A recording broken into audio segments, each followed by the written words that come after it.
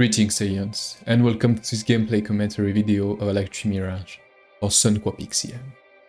This is a Staff Mirage build, and if you want any details, please check the link in the description. Without further ado, let's jump into it. Let's start with elemental AI, shall we? So first thing you can do is precast one Mimic, then 10 Mix Lock, so we'll get an extra Crystal Sand at the very start, which is extra DPS. When the encounter triggers, we generate our 3 clones. And then we do ambushes, generate booms. Then the boss will dash to the side. At this point there is the break bar.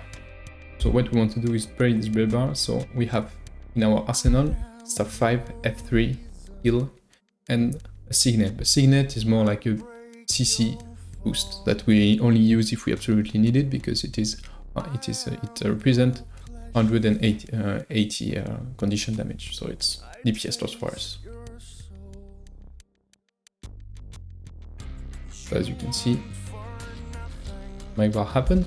And another thing that we have done here is we have shattered F2, because once she's on the side, before she gets CC, she's doing a lot of attacks, so we really want to have confusion spike damage at this point.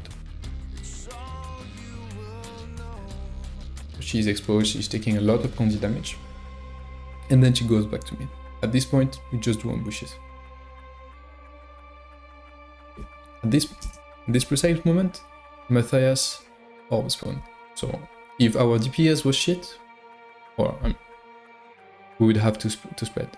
But here our DPS is really good, and she's about to phase at 66. So I don't need to spread, I just need to do damage. And what do I have to do spike damage? I have F1 shatter and something else that I will use here, my Midnight Sigil, which does some confusion because it applies blindness. And the reason why I can press my signet without losing it for next phase is because once next phase will be reached, my signet will be back. During like this in between phase, I only need to do like ambushes to generate boots for my team. Okay, so here the boss is spawning, and we will use Xera Portal to come back to it.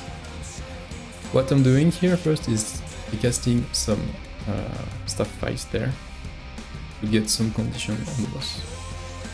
Then I'm doing Staff 3 to have 2 Phantasm, then will turn into clones. You can see them here. And I'm pressing Staff 2 to generate 1 clone. So if you count, I will have soon 3 clones, right? Take the portal, bam, 3 clones.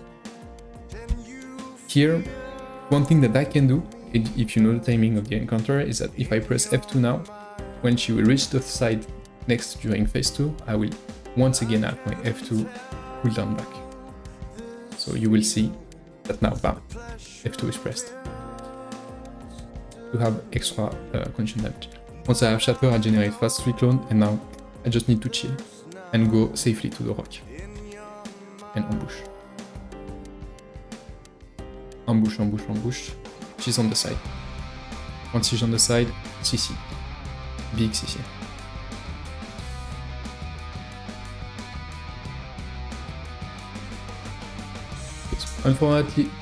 Unfortunately here, one of my teammates couldn't CC because he got merged as Soulbeast. So one very good thing that I could have done is press my signet, but my teammate didn't communicate about the fact that he couldn't CC, but I didn't press it. The better play would have been to press my signet.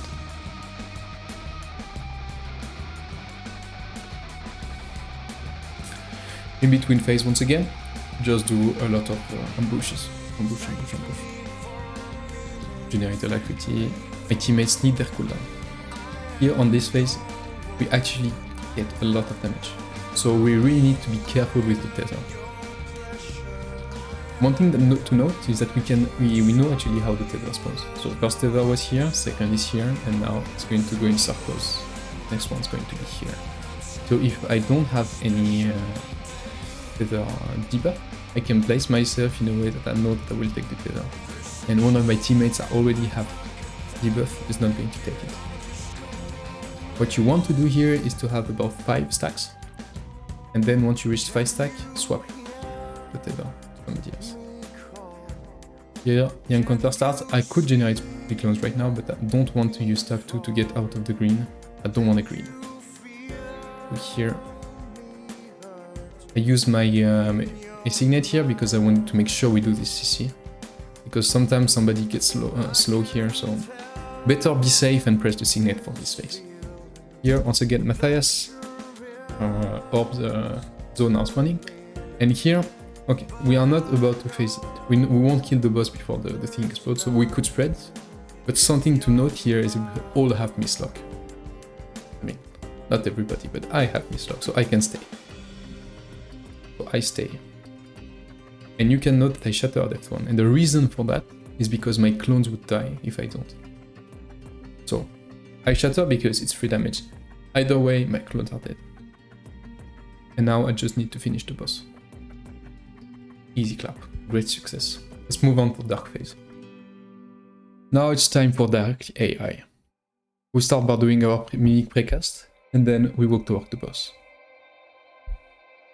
On this phase, the boss dashes instantly to the side, so we have a little different opener. We just wait for the boss to be on the side to generate our 3rd clone. Then, when she's on the side, we do our CC rotation and confusion burst rotation. We do our ambushes, generate alacrity, DPS is happening as well. Then she's dashed to her next location, and at this point, Matthias' zone are up, and there is also the big arrows that represent lasers that we dash toward the boss and do a shit ton of damage. You cannot tank them, usually, unless you have invulnerability, and I am in this group the only one that have invuln through distortion. So you will see, I pressed F4 here to be distort, and I can take the lasers. Now we move to the mid, and this is time to kill the ad. So here I'm just chilling, doing big damage, trying to have a lot of confusion on the boss, so the AP will also do a lot of confusion damage. Only thing to know here and to be really careful about is to keep your CC spells, because we will need to do CC right now.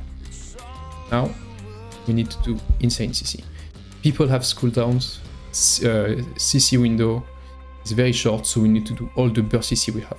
So for this, I'm using my signet, I'm using F3 with a maximum number of clones to do the big CC. You can see Staff 5, you can see F3, 3 clones.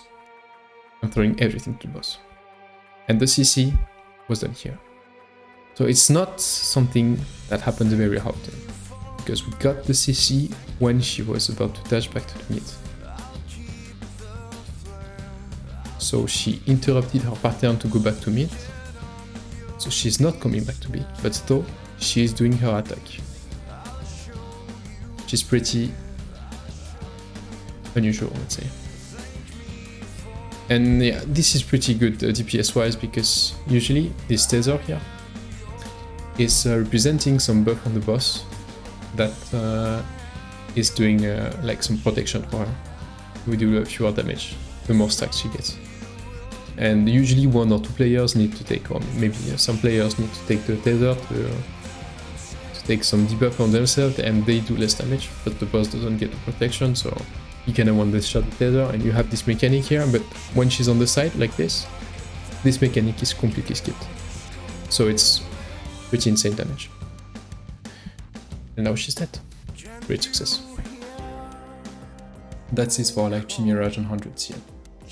This video bonkers. You do great damage, you do a lot of wounds as Alacrity and Might, and you have CC with a lot of finesse.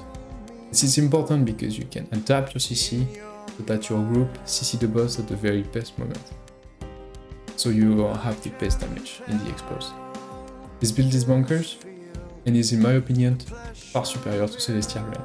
I really encourage you to try it and hard carry your groups. This was Jason through the mist. See you next time.